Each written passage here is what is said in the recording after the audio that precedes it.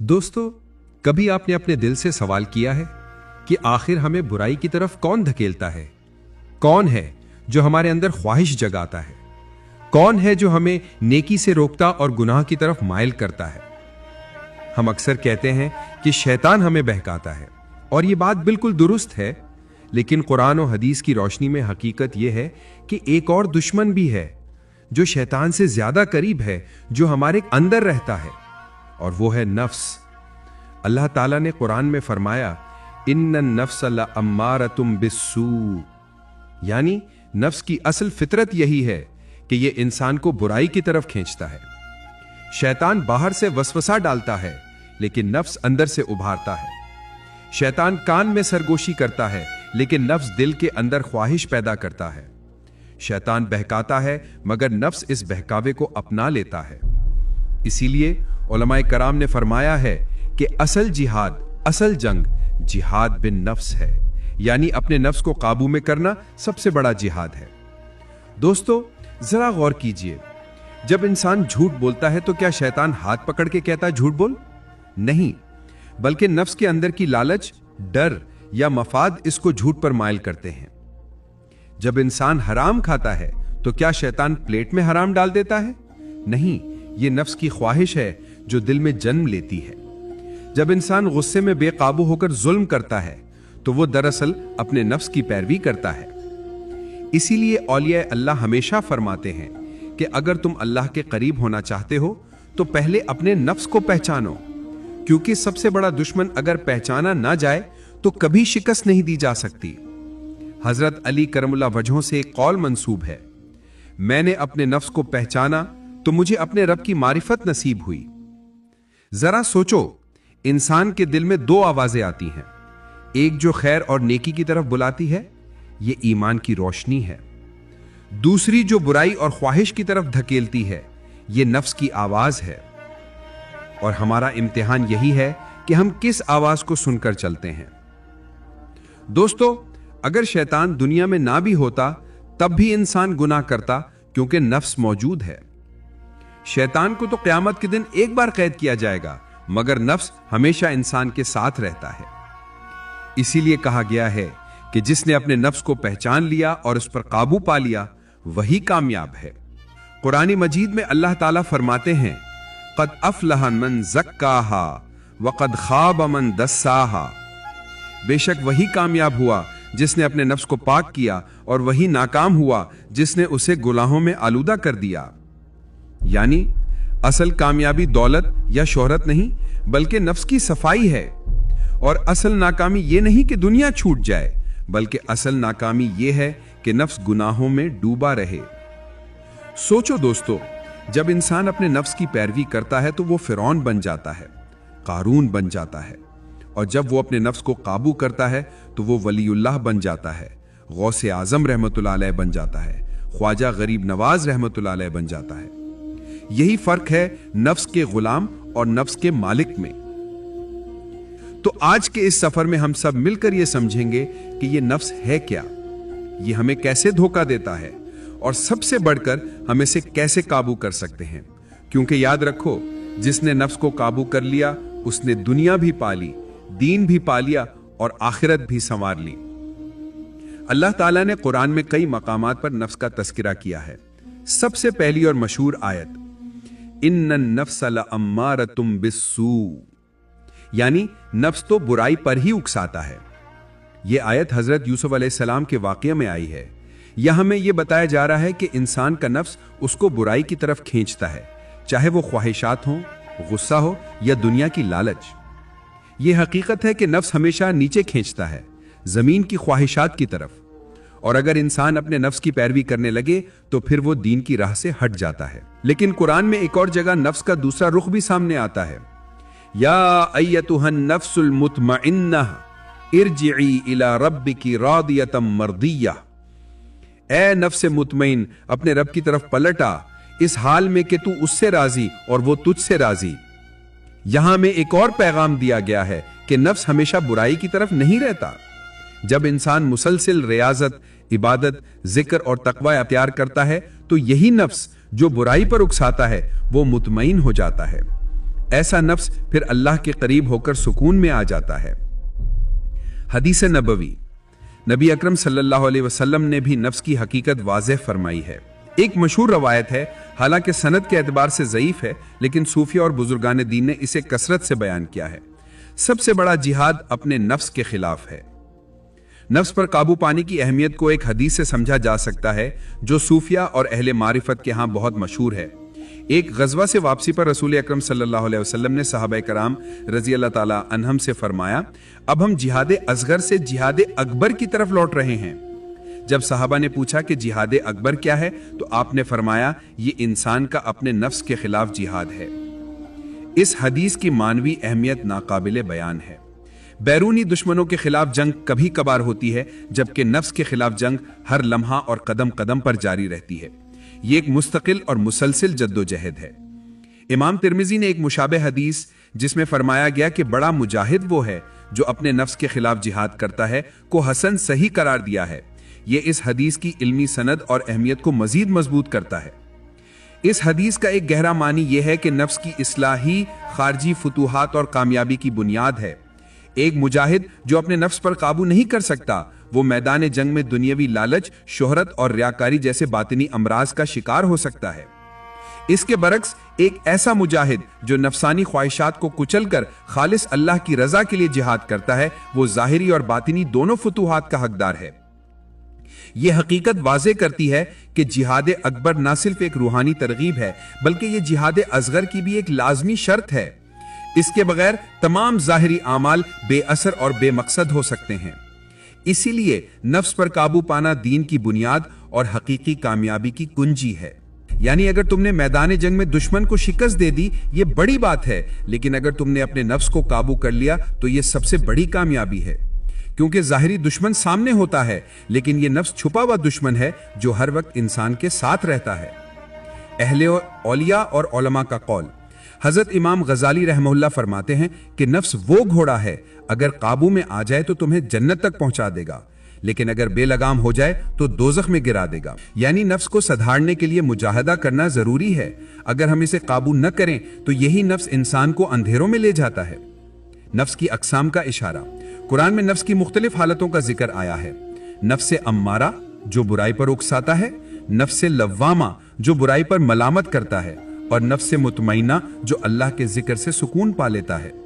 दोस्तों, ये नफ्स बिल्कुल ऐसे है जैसे अंदर का दुश्मन। अगर आप उसे खुला छोड़ दें तो ये शैतान से भी ज्यादा खतरनाक है, क्योंकि शैतान तो बाहर से वसवसा डालता है, लेकिन ये अंदर से खींचता है। कुरान फरमाता है कि नफ्स लव्वाम, वला उक़सिमु बिन नफ्स लव्वामा, और मैं कसम खाता हूं मलामत करने वाले नफ्स की। ये वो मरहला है जब इंसान गुनाह करे तो अंदर से जमीर जागता है, दिल कहता है ये गलत किया है, अल्लाह के सामने कैसे जवाब दूंगा। ये नफ्स हमें संभालने वाला है। जैसे अलार्म बजता है तो आपको जगाता है, वैसे ही नफ्स लव्वामा इंसान को झंझोड़ता है कि तौबा कर, रुक जा, संभल जा। मिसाल, एक नौजवान अगर बुराई की तरफ बढ़ता है लेकिन दिल कांप उठता है, आंखों में नदामत के आंसू आ जाते हैं, ये नफ्स लव्वामा की निशानी है। ये वो नफ्स है जो अल्लाह की रहमत का दरवाजा खटखटाता है, क्योंकि जब जमीर जिंदा हो तो उम्मीद भी जिंदा रहती है। नफ्स मुतमईना, सुकून वाला नफ्स, ये सबसे आला दर्जे के नफ्स है। कुरान में अल्लाह ताला फरमाता है, या अय्यतुहन नफ्सुल मुतमईना इरजिई इला रब्बिकी रादियतम मर्दिया, ए इत्मीनान पाने वाले नफ्स, अपने रब की तरफ लौट चल, इस हाल में कि तू उससे राजी और वो तुझसे राजी। ये वो मकाम है जहां दिल हर हाल में मुतमईन होता है। खुशी आए तो शुक्र करता है, गम आए तो सब्र करता है, दुनिया की लज्जतें देखे तो दिल न ललचाता है। ये नफ्स अंबिया, औलिया और सालिहीन का नफ्स है। इनके दिल में सुकून और नूर होता है। एक हिकायत, हजरत बायजीद बुस्तामी रहमल्ला से पूछा गया कि आपको सबसे ज्यादा सुकून कब मिला? फरमाया, जब मेरा दिल अल्लाह की रजा पर राजी हो गया। दोस्तों, याद रखें, अगर आपके अंदर सिर्फ ख्वाहिशात का तूफान है तो ये नफ्स अम्मारा है। अगर गुनाह के बाद शर्मिंदगी है तो ये नफ्स लव्वामा है, और अगर दिल अल्लाह की रजा में मुतमईन है तो ये नफ्स मुतमईना है। अब सवाल यह है कि हम कहां खड़े हैं? हमारा नफ्स हमें कहां ले जा रहा है? यही जिंदगी का सबसे बड़ा इम्तिहान है। दोस्तों, बस 1 मिनट, हमने ये सब सुना, नफ्स क्या है और ये इंसान को कैसे बहकाता है। कुरान में नफ्स अमारा का जिक्र और इसकी हकीकत सुनी, शैतान और नफ्स में फ़र्क जाना, जिहाद बिल नफ्स की असल हकीकत और नबी सल्लल्लाहु अलैहि वसल्लम का इरशाद, हज़रत अली और इमाम गज़ाली के अक़वाल से नफ्स की पहचान जानी। कुरान में नफ्स की 3 हालतें सुनी, अम्मारा, लव्वामा और मुतमय्यिना। नफ्स लव्वामा सुना, गुनाह के बाद ज़मीर का जागना। नफ्स मुतमय्यिना जाना, अल्लाह की रज़ा पर राज़ी होना। दोस्तों, अब हम सब सुनेंगे और जानेंगे नफ्स के दर्जात क्या हैं, नफ्स गुनाहों की जड़ कैसे है, फिरौन, कारून और इब्लीस की तबाही की असल वजह क्या थी, नफ्स के 5 बड़े इलाज कौन से हैं, हजरत अली का वो हैरत अंगेज वाकया नफ्स पर काबू पाने की सबसे बड़ी मिसाल कैसे है, सूफिया और औलिया ने नफ्स को मारने के लिए क्या मुजाहिदे किए, और आखिर में ये हिकमत कि नफ्स के मुकाबले में सबसे बड़ा हथियार कौन सा है। आइए सुनते हैं। दोस्तों, नफ्स के ये दर्जात महज एक इल्मी तकसीम नहीं, बल्कि ये इंसान के रूहानी सफ़र का एक जामे नक्शा पेश करते हैं। ये हमें बताते हैं कि नफ्स की पाकीज़गी कोई एक मंजिल नहीं, बल्कि एक तदरीजी सफ़र है, जिसका आगाज़ नफ्स अम्मारा की तारीकियों से होता है। रियाजत और मुजाहिदा के ज़रिए ये नफ्स लव्वामा के मकाम पर फायज़ होता है, जहाँ इसे गुनाहों पर पछतावा होने लगता है। ये पशेमानी एक दाखिली नूर पैदा करती है जो हिदायत का बायस बनता है। जब इंसान मुसलसल नेकी के कामों में मशगूल रहता है और खिलाफ शरा कामों से उसे तबई नफरत हो जाती है, तो ये नफ्स मुतमइन्ना की कैफियत हासिल कर लेता है। यहाँ ये नुक्ता काबिल गौर है कि नफ्स मुतमइन्ना का मकाम हासिल कर लेने के बाद भी सफ़र ख़त्म नहीं होता। सूफियाना तालीमात की रूह से नफ्स मुतमइन्ना के बाद भी इंसान मज़ीद दर्जात पर फायज़ हो सकता है। नफ्स राज़िया और मर्जिया का मकाम हमें यह सिखाता है कि रूहानियत की इंतहा महज गुनाहों से बचना नहीं, बल्कि हर हाल में अल्लाह के फ़ैसलों पर राज़ी रहना और उसकी रज़ा हासिल करना है। ये तकसीम ये भी वाज़े करती है कि अगर कोई शख्स इस मंजिल को हासिल करने के बाद अपने आमाल सालिहा में सुस्ती बरतने लगे, तो कमज़ोरी की वजह से उसके नफ्स का दर्जा गिर भी सकता है। इसलिए नफ्स का तज़किया एक मुस्तकिल और जारी जदोजहद है जो इंसान को अल्लाह से क़ुर्बत की बुलंदियों तक ले जाती है। दोस्तों, कुरान और हदीस हमें ये बताते हैं कि नफ्स हमेशा एक जैसा नहीं रहता। कभी ये बुराई की तरफ ले जाता है, कभी ये हमें झंझोड़ता है, और कभी ये अल्लाह की याद में मुतमईन होकर नूरानी हो जाता है। असल इम्तिहान ये है कि हम अपने नफ्स को किस तरफ मोड़ते हैं। अगर हमने इसको आज़ाद छोड़ दिया तो ये हमें हलाक कर देगा, लेकिन अगर हमने इसको काबू कर लिया तो यही नफ्स हमें अल्लाह के करीब ले जाएगा। गुनाहों की जड़ नफ्स है। हर बुराई की इब्तिदा नफ्स से होती है। तकब्बुर, इंसान खुद को बड़ा समझे। दुनिया परस्ती, दिल आखिरत को भूल जाए। शहवत, इंसान हुदूद फलांगने लगे। ये सब गुनाहों की जड़ हैं। नफ्स इंसानी का सबसे बड़ा ख़तरा यह है कि वो हर बुराई और गुनाह की जड़ है। ये इंसान को तकब्बुर, दुनिया परस्ती और शहवत जैसे महलक बातनी अमराज की तरफ खींचता है, जो इसे अल्लाह की बंदगी से दूर कर देते हैं। अगर नफ्स के ख़तरात का तज्ज़िया किया जाए तो ये वाज़े होता है कि नफ्स की ख्वाहिशात पर मबनी गुनाह बार बार होते हैं, जबकि शैतान के वसवसों से पैदा होने वाले गुनाह अक्सर मुख्तलिफ और बदलते रहते हैं, क्योंकि शैतान का मकसद सिर्फ किसी न तरह इंसान को गुनाह में मुब्तला करना है। तारीख़ में ऐसी कई मिसालें मिलती हैं जहां नफ्स की पैरवी ने इंसान को तबाही और रुसवाई की इंतहा तक पहुंचा दिया। फिरौन, इसका तकब्बुर और रौनत इसके नफ्स की इंतहा पसंदी का मजहर थी। फिरौन ने अपने तकब्बुर की वजह से ना सिर्फ हज़रत मूसा और हारून अलैहिस्सलाम की नबूवत को झुटलाया, बल्कि अपने आप को सबसे बड़ा रब भी करार दे दिया। उसने अपनी बादशाहत और ताकत पर इतना गुरूर किया कि अल्लाह के सामने अपनी बंदगी को फरामोश कर बैठा और खुदाई का दावा कर दिया। कारून, ये बनी इसराइल से ताल्लुक़ रखता था और इसने दुनिया परस्ती और माल की हवस में अपना सब कुछ गंवा दिया। जब इसे नसीहत की गई कि वो अपने माल में से ज़कात अदा करे और अल्लाह की राह में खर्च करे, तो इसने तकब्बुराना लहजे में कहा कि ये माल तो इसे इसके ज़ाती इल्म की वजह से मिला है। इसके लालच ने इसे अल्लाह और इसके पैगंबर की नाफरमानी पर उकसाया और बिलाखिर वो अपने ख़जानों समेत ज़मीन में धंसा दिया गया। इब्लीस, इसकी तबाही का सबब सिर्फ एक गुनाह यानी तकब्बुर था। इसने हज़ारों साल की इबादत के बावजूद हज़रत आदम अलैहिस्सलाम को सजदा करने से इनकार कर दिया और कहा कि वो आग से बना है اور آدم مٹی سے۔ یہ خود پسندی اور انا پرستی کی انتہا تھی جس نے اس کی تمام عبادتوں کو ضائع کر دیا اور اسے اللہ کی رحمت سے ہمیشہ کے لیے دور کر دیا۔ ان مثالوں سے یہ حقیقت واضح ہوتی ہے کہ نفس کا حقیقی خطرہ محض دنیاوی لذتوں میں نہیں بلکہ ان چیزوں پر فخر اور غرور میں ہے جو اسے دوسرے سے بہتر ہونے کا فریب دیتی ہیں۔ نفس اس عبادت کو بھی تکبر کا ذریعہ بنا سکتا ہے جو ابلیس کے پاس تھی، اس طاقت کو بھی جو فرعون کے پاس تھی، اور اس دولت کو بھی جو قارون کے پاس تھی۔ ان تمام واقعات میں ایک قدر مشترک ہے، نفس نے ہر بار خود کو حقیر بندگی سے بلند سمجھا اور اپنے اندر کے بادشاہ کو اللہ کے مقابل کھڑا کر دیا۔ حقیقی خدا پرستی دراصل نفس کی اس خواہش کو کچلنا اور ہر نعمت کو اللہ کا عطیہ سمجھ کر اس کا شکر ادا کرنا ہے۔ نفس پرستی در حقیقت بت پرستی ہے اور اس سے نجات ہی خدا پرستی کی راہ کھولتی ہے۔ ایک شخص اپنی خواہش کے پیچھے دوڑتا ہے اور حرام کمائی کرتا ہے، کوئی شہرت کے نشے میں نیکی بھی دکھاوے کے لیے کرتا ہے، کوئی غصے میں آ کر اپنے ہی گھر والوں کو نقصان پہنچاتا ہے۔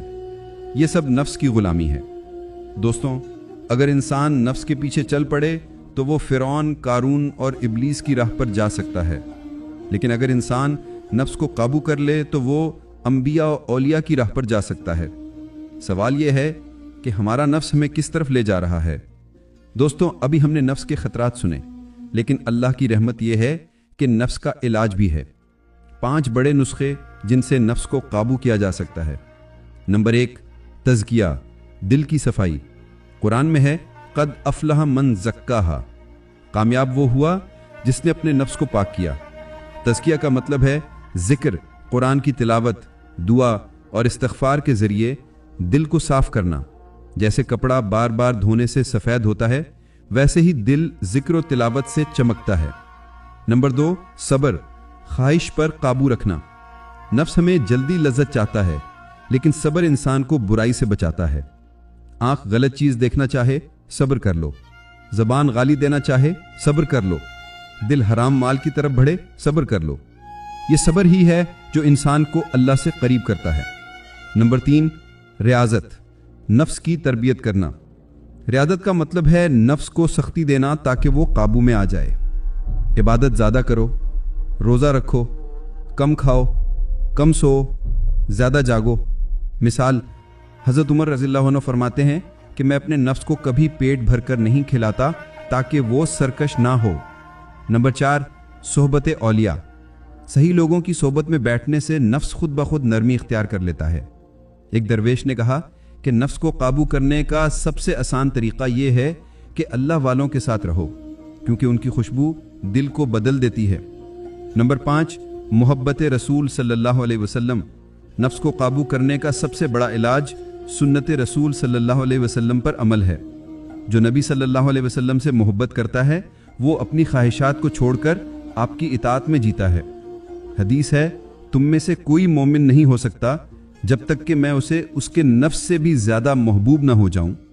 اگر آپ چاہتے ہیں کہ نفس کا قیدی نہ رہیں تو تزکیہ کریں، اگر چاہتے ہیں کہ گناہ سے بچیں تو صبر کریں، اگر چاہتے ہیں کہ دل پاک ہو تو ریاضت کریں، اگر چاہتے ہیں کہ روح روشن ہو تو اولیاء کی صحبت اختیار کریں، اور اگر چاہتے ہیں کہ اللہ راضی ہو جائے تو رسول اللہ صلی اللہ علیہ وسلم کی سنت پر عمل کریں۔ یہی نفس کی اصلاح ہے، یہی کامیابی ہے۔ ایک مشہور واقعہ جو نفس پر قابو پانے کی ایک بہترین مثال ہے وہ حضرت علی کرم اللہ وجہہ کا ہے۔ جنگ کے دوران آپ اپنے کافر دشمن پر غالب آ گئے اور اسے قتل کرنے کے لیے آگے بڑھے، لیکن عین اسی لمحے اس دشمن نے آپ کے چہرے پر تھوک دیا۔ یہ ایک ایسا عمل تھا جو شدید غصے اور رد عمل کا باعث بن سکتا تھا، لیکن اس کے برعکس آپ نے اسے چھوڑ دیا اور پیچھے ہٹ گئے۔ جب اس دشمن نے اس کی وجہ پوچھی تو حضرت علی نے فرمایا کہ میں تمہیں اللہ کی رضا کے لیے قتل کر رہا تھا، لیکن جب تم نے میرے چہرے پر تھوکا تو میرے نفس میں ذاتی غصہ اور انتقام کا جذبہ پیدا ہو گیا۔ اگر میں تمہیں اس حالت میں قتل کرتا تو یہ میرا عمل اللہ کے لیے نہیں بلکہ میرے نفس کی تسکین کے لیے ہوتا، اور میں یہ نہیں چاہتا تھا کہ میری عبادت میں نفس کی پیروی کی آمیزش ہو۔ اس واقعہ سے یہ گہرا سبق ملتا ہے کہ جہاد کا مقصد صرف بیرونی دشمن کو شکست دینا نہیں بلکہ اپنے نفس کو مکمل طور پر اللہ کی رضا کے تابع کرنا ہے۔ اس واقعہ کا تعلق نبی کریم صلی اللہ علیہ وسلم کے اس فرمان سے بھی ہے کہ بہادر وہ نہیں جو پہلوان ہو اور دوسرے کو پچھاڑ دے، بلکہ بہادر وہ ہے جو غصے کے وقت خود کو قابو میں رکھے۔ صوفیہ کے مجاہدات۔ اولیاء اللہ ہمیشہ نفس کو قابو میں رکھنے کے لیے سخت محنت کرتے تھے۔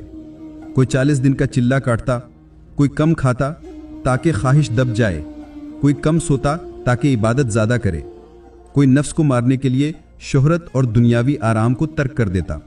حضرت داتا گنج بخش علی حجویری رحمۃ اللہ علیہ فرماتے ہیں کہ میں نے اپنے شیخ کو دیکھا کہ وہ کئی دن بغیر کھائے پیے صرف اللہ کے ذکر سے زندہ رہتے تاکہ نفس کا غرور ٹوٹ جائے۔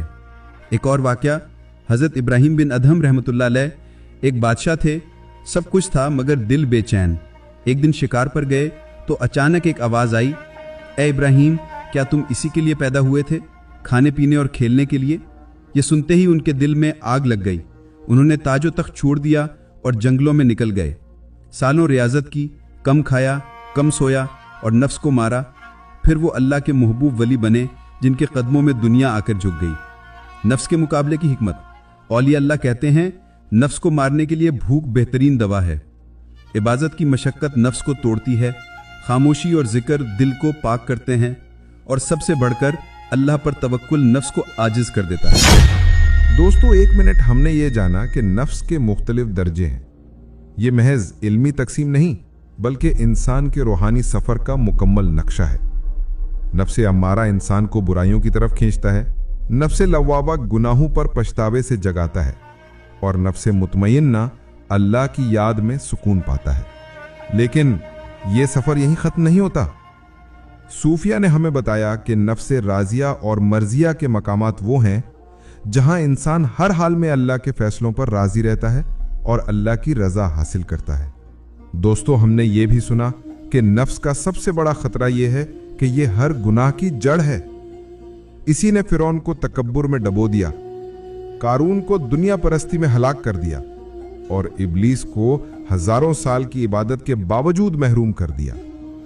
اصل مسئلہ یہ ہے کہ نفس نہ صرف دنیاوی خواہشات میں بہکاتا ہے بلکہ عبادت کو بھی تکبر اور ریاکاری میں بدل سکتا ہے۔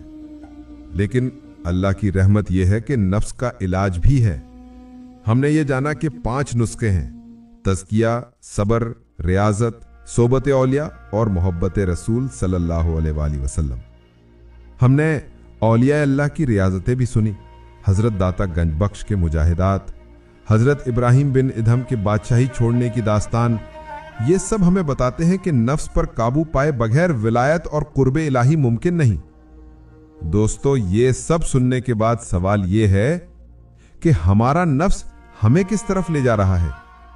اور اب آگے سنیں گے کہ شیخ عبد القادر جیلانی رحمۃ اللہ علیہ نے نفس کے خلاف کیسے 25 سال جنگلوں اور وادیوں میں ریاضت کی، اور کیسے شیطان نے نورانی شکل میں آ کر دھوکہ دینا چاہا مگر آپ نے اللہ کے فضل سے اسے شکست دے دی۔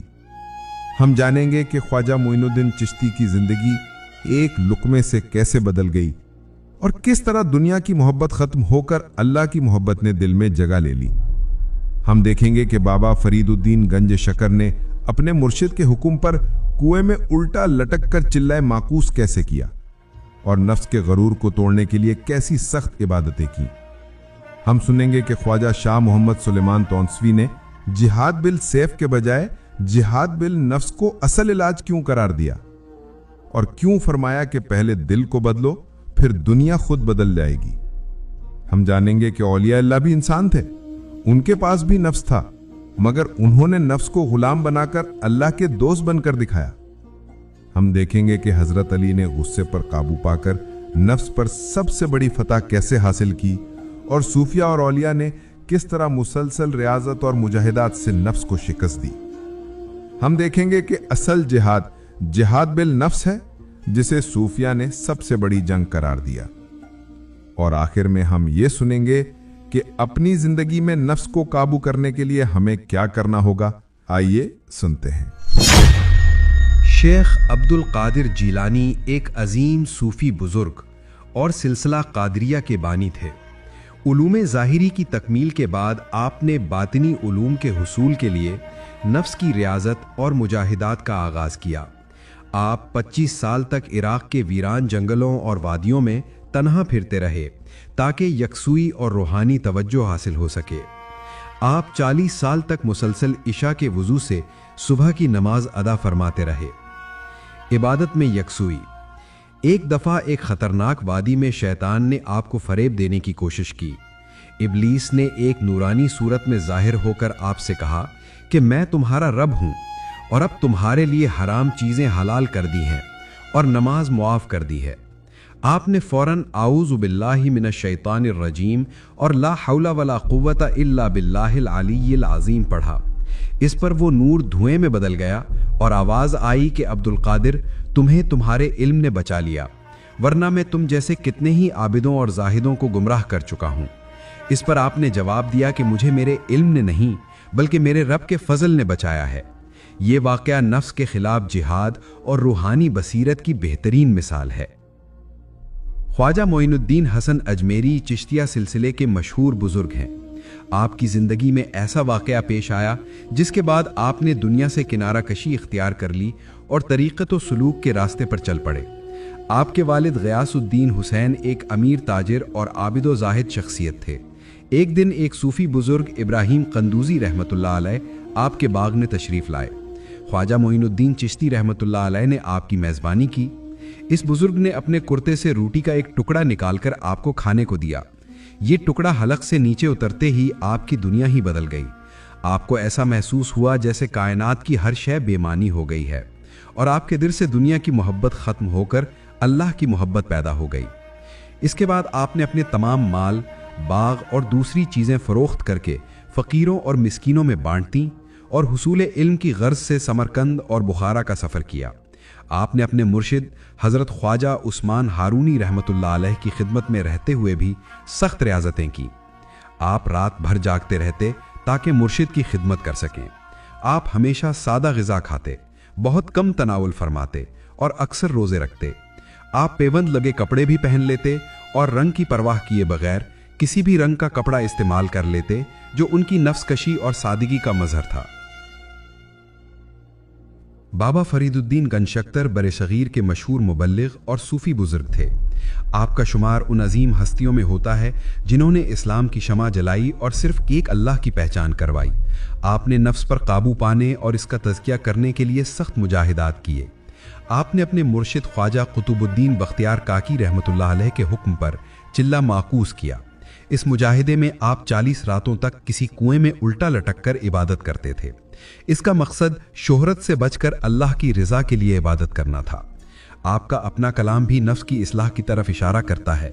जैसे आप फरमाते हैं कि ए फरीद, अपने दिल को मैदान की तरह हमवार कर और इसमें जो नीचो ऊंच है इसे दूर कर। इससे आपने नफ्स की ख्वाहिशात और तकब्बुल को ख़त्म करने की तलकीन की। ख्वाजा शाह मोहम्मद सुलेमान तोनसवी, जिनका ताल्लुक सिलसिला चिश्तिया से था, एक अजीम मुस्लिह और रूहानी पेशवा थे जो मुसलसल जिद्दोजहद और इत्तिबाए रसूल के पैकर थे। उन्होंने लाखों लोगों के दिलों को ईमान के नूर से मुनव्वर किया। एक मरतबा सर सैयद अहमद खान ने उनसे जिहाद बिस्सैफ यानी तलवार के ज़रिए जिहाद के लिए मदद तलब की। इस पर आपने उन्हें नसीहत की कि मुसलमानों के असल मर्ज़ का इलाज जिहाद बिन नफ्स के ज़रिए होना ज़रूरी है। उन्होंने तालीम कुरान और हदीस और इत्तिबाए रसूल के जज्बे को बेदार करने की ज़रूरत पर जोर दिया।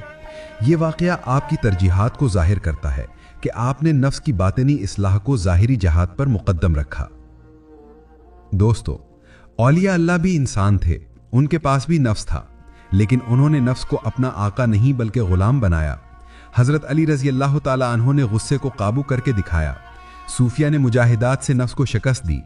इब्राहीम बिन अदहम ने दुनिया छोड़कर अल्लाह का क़ुर्ब पाया। सवाल यह है कि क्या हम भी अपने नफ्स को ग़ुलाम बनाकर अल्लाह के दोस्त बन सकते हैं? जी हाँ, अगर हम सब्र, ज़िक्र, रियाजत और मोहब्बत रसूल सल्लल्लाहु अलैहि वसल्लम इख्तियार करें तो ये मुमकिन है। दोस्तों, हमने नफ्स के बारे में कुरान और हदीस की रोशनी में सुना। अम्मारा बुराई पर उकसाने वाला, लव्वामा मलामत करने वाला और मुतमइन्ना सुकून पाने वाला। इसके बाद तसव्वुफ में मज़ीद 4 दर्जात मुल्हिमा, राज़िया, मर्जिया और कामिला शामिल किए गए जो रूहानी सफ़र की गहरी मंजिलों की निशानदही करते हैं। नफ्स को काबू ना करने के नताइज फ़िरौन, क़ारून और इब्लीस जैसे तारीख़ी किरदारों के अंजाम से ज़ाहिर होते हैं जिन्होंने तकब्बुल और दुनिया परस्ती की वजह से अपनी तबाही को यकीनी बनाया और औलिया अल्लाह के वाक़यात से सबक हासिल किया। اب سوال یہ ہے کہ ہم اپنی زندگی میں کیا کریں؟ اصل جہاد جہاد بن نفس ہے۔ حضور صلی اللہ علیہ وسلم نے فرمایا کہ سب سے بڑا جہاد اپنے نفس کے خلاف ہے۔ یہ روایت ضعیف ہے، لیکن صوفیہ نے اسے دل کی گہرائیوں سے مانا ہے۔ یعنی اصل جنگ وہ نہیں جو دشمن کے خلاف تلوار سے لڑی جائے، بلکہ اصل جنگ وہ ہے جو انسان اپنے اندر کے دشمن یعنی نفس کے خلاف لڑے۔ اپنے دل کو دیکھیں، کیا میرا دل صاف ہے یا حسد، تکبر اور لالچ سے بھرا ہوا ہے؟ اپنی خواہشات کو قابو کریں۔ کیا میں اپنی زبان، آنکھ اور دل کو گناہوں سے روک رہا ہوں؟ اپنے عمل کا جائزہ لیں، کیا میں اللہ کی رضا کے لیے جیتا ہوں یا اپنی خواہش کے پیچھے بھاگ رہا ہوں؟ حضرت علی رضی اللہ تعالیٰ عنہ نے فرمایا، جس نے اپنے نفس پر قابو پا لیا وہی حقیقی مجاہد ہے۔ حضرت جنید بغدادی رحمۃ اللہ علیہ فرماتے ہیں، نفس کو مارو ورنہ یہ تمہیں مار ڈالے گا۔ حضرت بایزید بستامی رحمۃ اللہ علیہ نے کہا کہ میں نے جب اپنے نفس کو قابو کیا تبھی مجھے اللہ کی معرفت نصیب ہوئی۔ 1. روزانہ اپنے نفس کا محاسبہ کریں، آج میں نے کیا کیا، خیر یا شر۔ 2. ذکر الہی کو زندگی کا حصہ بنائیں۔ 3. صبر اور شکر دونوں تو اپنی عادت بنائیں۔ 4. اولیاء اور صوفیہ کی صحبت کو اختیار کریں، اور سب سے بڑھ کر رسول اللہ صلی اللہ علیہ وسلم کی سنت کو اپنی زندگی کا چراغ بنائیں۔ دوستو، یاد رکھیں کہ جو اپنے نفس پر قابو پا گیا وہی اللہ کے قریب ہو گیا۔ یہی اصل کامیابی ہے۔ دنیا ختم ہو جائے گی، مال و دولت مٹ جائے گا، شہرت و عزت سب پیچھے رہ جائیں گے، لیکن جو اپنے نفس کو قابو کر کے اللہ کی رضا حاصل کرے گا وہی آخرت میں کامیاب ہوگا۔ اللہ ہمیں بھی اپنے نفس پر قابو پانے کی توفیق عطا فرمائے اور ہمیں اپنے مقرب بندوں میں شامل کرے۔ آمین یا رب العالمین۔